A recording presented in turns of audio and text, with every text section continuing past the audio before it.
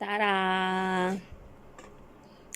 udah selesai, tapi masih ada sedikit-dikit itu barang yang harus saya pack juga. Jadi ikutin saya terus. Sekarang saya mau ngepack kamarnya Mumuy, kamarnya adik perempuannya Koko. Sama saya juga harus ngepack bajunya. Jadi ikutin saya dan jangan lupa subscribe. Nah, sekarang ini jam 5 ya, jam 5 sore, jadi agak-agak petang dedet.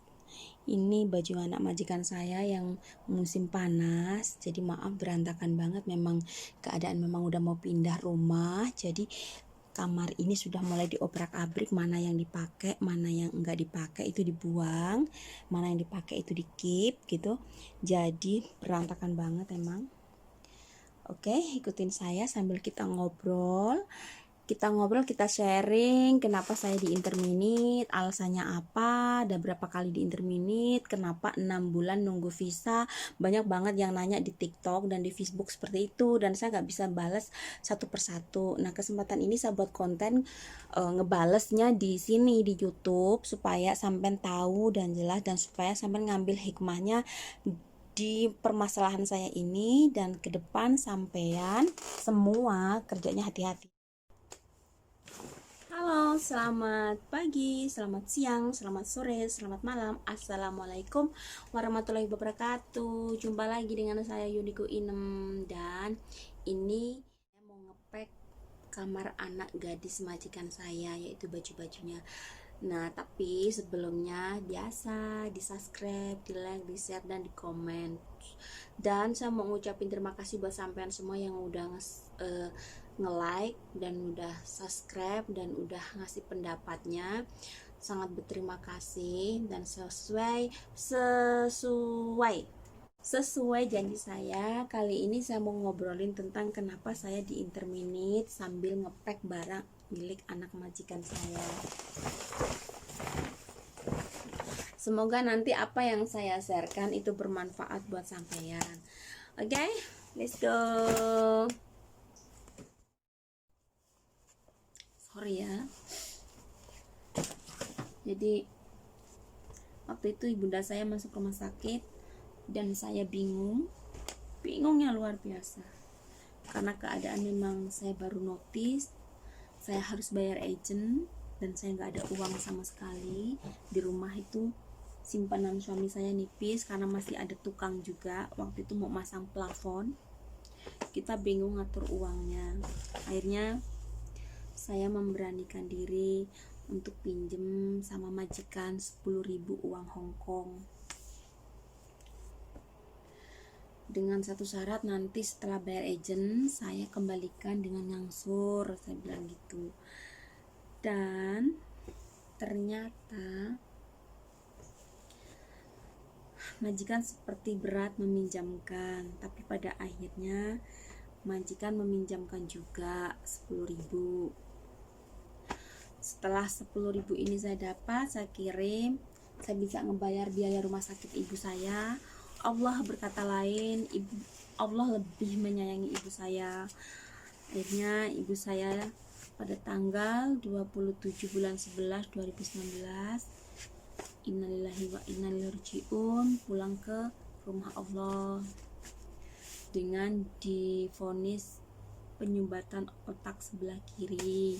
Sebenarnya waktu itu udah sembuh, udah sempat ngobrol kita, dan pesan ibu saya bahwa hati-hati, kamu ingat kalau udah cukup pulang. Nah, insya Allah 2 tahun ini saya cukup, insya Allah saya pulang. Dan di majikan baru itu akhirnya saya punya hutang 10.000. Bulan pertama, bulan kedua, bulan ketiga fine, majikan oke. Tapi saya tidak tahu dimasuk di bulan ke saya bayar itu, saya udah bilang saya pendaftaran anak sekolah, jadi saya harus berbagi uang, saya angsur ya. Dia bilang oke, gak apa-apa diangsur ya. Kalau saya sendiri bilang Dia bilang karena sering melihat status saya status galau. Sebenarnya status galau itu semua orang pasti statusnya galau dan bisa nulis di status kan, status WhatsApp. Nah, saya sudah mulai kayak kok saya hari-hari kurang dipercaya dengan berbagai macam hal, itu nggak dipercaya. Akhirnya saya meluapkan itu di WhatsApp, dan saya nggak tahu kenapa dia bisa baca WhatsApp. Ternyata di WhatsApp itu tersedia translate. Nah, akhirnya mulai banyak konflik yang dia pendam buat saya. Dan di sini saya tidak mau menyalahkan orang lain tentang interminitan ini, tapi saya selalu ngoreksi diri saya sendiri. Ya, maybe saya atau mungkin saya yang memang kurang beruntung waktu itu dan tidak punya rezeki di situ. Akhirnya bulan 6 tanggal 30 dimana saya akan gajian, dia menginterminit saya tengah siang bolong, panas ngentak-ngentak. Saya harus keluar rumah dan itu menyesakkan dada saya. Ada sesuatu yang gak bisa saya terima, yaitu apa? Alasannya.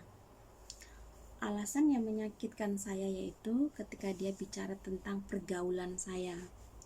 Dia mengatakan apa saya bergaul dengan preman, intinya seperti itu. Tapi setelah saya cek, tanya sama agent, kata agent karena masalah saya punya hutang dengan dia. Dan disitulah saya mulai merasa ternyata niat saya untuk menyelamatkan ibu saya, orang lain pun masih menilai itu tidak baik. Dan memang di sini saya ingin menasihatkan, jangan sekali-kali untuk Anda semua pinjam uang dengan majikan. Kalau majikan tidak bisa meminjami, jangan sekali-kali memaksakan. Tapi saya juga tidak ada jalan lain untuk diri saya saat itu, karena waktu itu buat saya nggak ada jalan lain waktu itu, karena baru 2 minggu di rumah majikan dan saya nggak tahu harus pinjam kemana, karena saya memang nggak mau berurusan dengan bank waktu itu. Dan bank juga, nah saya juga mau cerita masalah bank nanti. Dan bank juga nggak akan meminjamkan kita kalau kita nggak ada telepon rumah gitu loh. Saya udah diinterminate, dia memberikan alasan yang tidak masuk akal, dan saya sudah bayar lunas dengan uang interminitan itu, hutang sama dia. Di sini saya semakin kesini saya bisa menilai satu cerita itu skenarionya apa, dan hanya diri saya dan Tuhan saja yang tahu. Dan semoga orang lain tidak merasakan apa yang saya rasakan, orang lain tidak mengalami apa yang saya alami. Saya hanya ingin sampean semua hati-hati dalam bekerja. Tidak semua majikan baik dari hati mereka, tidak. Ada kalanya majikan baik itu menguji, mengetes kita sampai mana hati kita ini, ngelunjakkah kita atau tidak berterima kasihkah kita. Jadi saya terlalu banyak cerita dalam hidup saya di tahun 2019 ke 2020. Dan tidak semua majikan itu kaya, dan tidak semua majikan itu bisa nolong kita.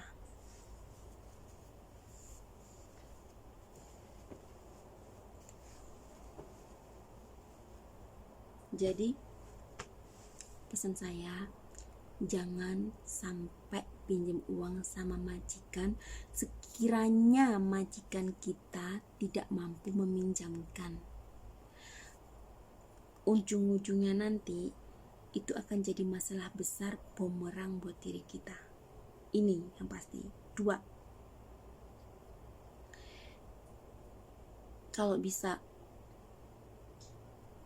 kalau bisa kita kerja itu lurus-lurus aja. Tapi kalau nggak bisa, ya gak apa-apa. So, ikutin saya terus. Yuk.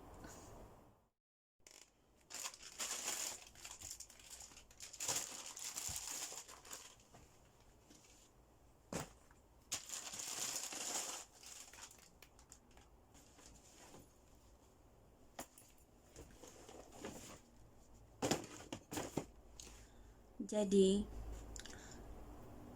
apa yang orang lain alami, apa yang orang lain rasakan, kadang kita nggak bisa menduga, nggak bisa ngomong dia kerjanya nggak serius, dia main-main dalam bekerja. Jangan sampai kita menghukum seseorang yang kita nggak tahu jalur ceritanya. Ketika kita diuji begitu banyak masalah, saya kadang bingung lari ke siapa. Saya sambat, orang Jawa bilang saya sambat sama Tuhan, sama Allah. Saya curhat sama teman yang bisa ngasih saya dorongan, ngasih saya semangat. Dan alhamdulillah saya punya teman-teman yang luar biasa. Salah satunya Mbak Iin. Nanti suatu hari saya ada waktu, saya juga akan ngobrol dengan Mbak Iin, Mbak Ria, dan Mbak Siti. Mereka adalah orang yang lebih tua dari saya dan mereka lebih lama di sini dan selalu memberikan saya semangat. Kadang kita nggak kuat ngadepin itu, karena saya selain sudah di interminit, terlalu banyak fitnahan buat saya, terlalu banyak tuduhan-tuduhan yang tidak masuk akal. Tapi saya berterima kasih karena saya diberi kesempatan untuk merasakan itu semua. Akhirnya saya bisa koreksi diri dan saya tidak berani berkomentar sama mbak-mbak yang sampai kadang sudah stres banget dan mereka sampai nggak punya ingatan lagi dan mereka jadi orang nggak benar dan mereka selalu berkata bahwa ikut majikan nggak bebas, menyiksa, dan akhirnya mereka jadi orang kaburan. Tapi yang pasti di sini setiap masalah itu pembelajaran terbaik, guru terhebat untuk diri kita dan ke depan kehidupan kita.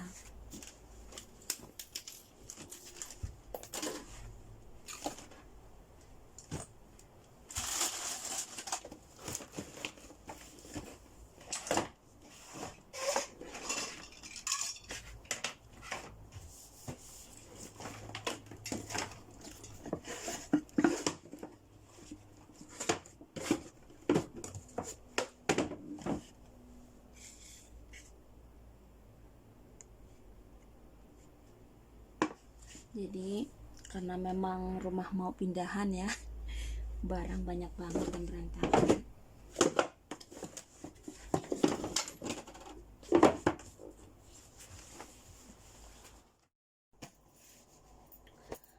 Oke, kita lanjut. Kenapa nunggu visa lama banget? Ya, jadi karena saya di interminit kemarin belum cukup 1 tahun, yaitu ngebreak dan interminit. Jadi kalau kerja di Hongkong itu dalam 1 tahun ya 2 kali cacat gitu ya, ngebreak, interminit, ini susah visanya. Jadi agen saya kemarin mengusahakan untuk menggenapi 1 tahun saya kerja di majikan lama. Jadi kita pakai visa majikan lama gitu mungkin ya, atau mungkin di extend visakan gitu biar genap 1 tahun, biar agak mudah. Jadi saya kerja di majikannya di interminit itu 8 bulan, jadi kurang 4 bulan. Jadi selama 4 bulan ini digenepi, jadi catatannya setahun kerja di sana di interminit gitu. Nah, yang nunggu visa realnya itu ya 2 bulan. Itu yang baru saya tahu informasinya seperti itu.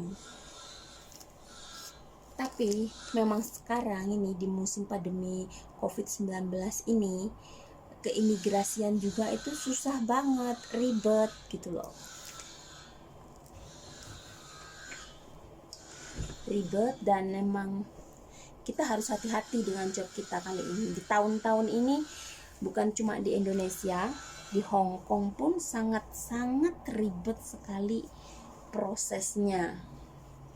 Karena tadi sudah bilang, berhati-hatilah dalam bekerja karena keadaan seluruh dunia sedang diuji dengan hadirnya corona.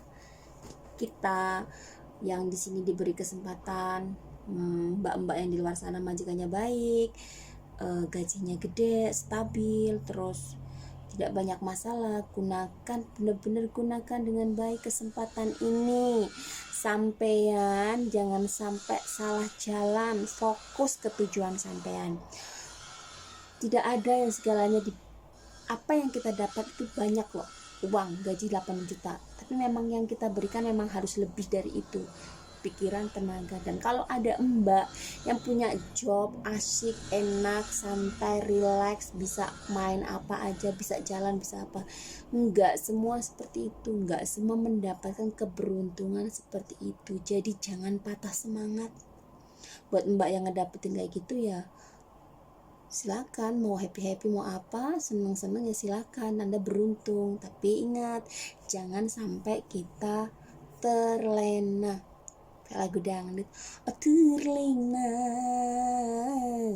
oh aku terlena, gitu. Maksudnya terlenanya terus akhirnya kita kerjanya sembarangan gitu, waktunya terbuang dengan percuma gitu, nggak melakukan hal-hal yang positif gitu.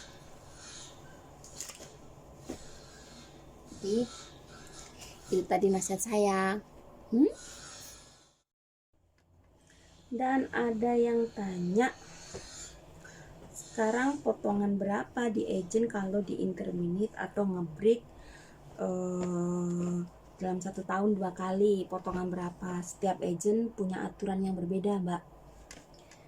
Jadi saya nggak pantas cerita di sini ya, karena takut ada yang nggak suka gitu.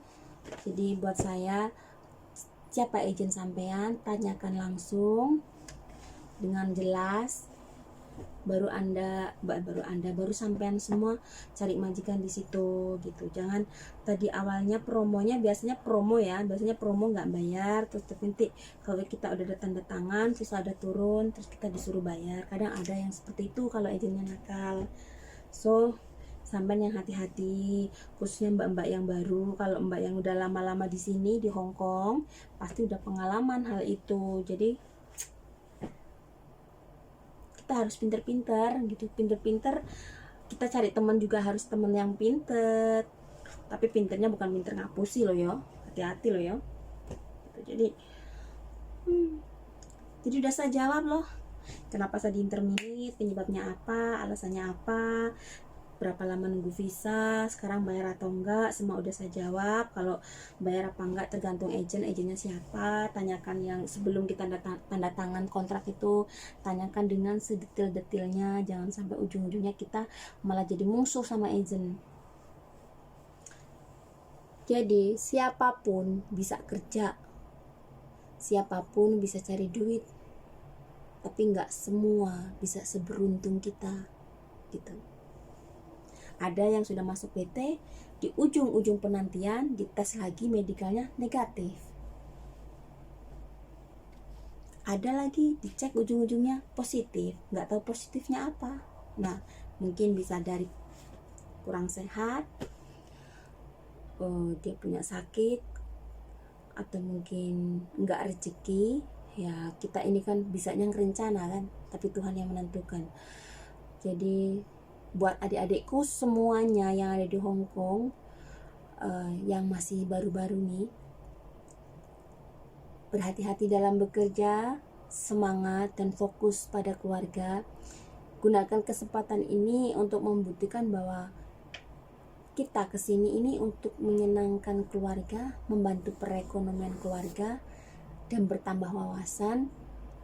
Ingat, kesempatan tidak datang kedua kalinya. Oke, itu saja dari saya jawaban untuk Anda semua. Saya masih banyak pekerjaan yang harus saya selesaikan. So, semoga bermanfaat. Kalau video ini bermanfaat, boleh di-share, boleh di-like, boleh di-komen, dan boleh di-subscribe. Jangan lupa. Terima kasih untuk semuanya yang sudah memberikan cinta kasih dan doanya buat saya. Jadi doakan saya tetap sehat dan tetap bisa memberikan video-video yang bermanfaat dan berguna buat kita semua. Jadi salam sukses dari saya, Yuniku Inem, TKW Hong Kong. Dadah. I love you. Dadah.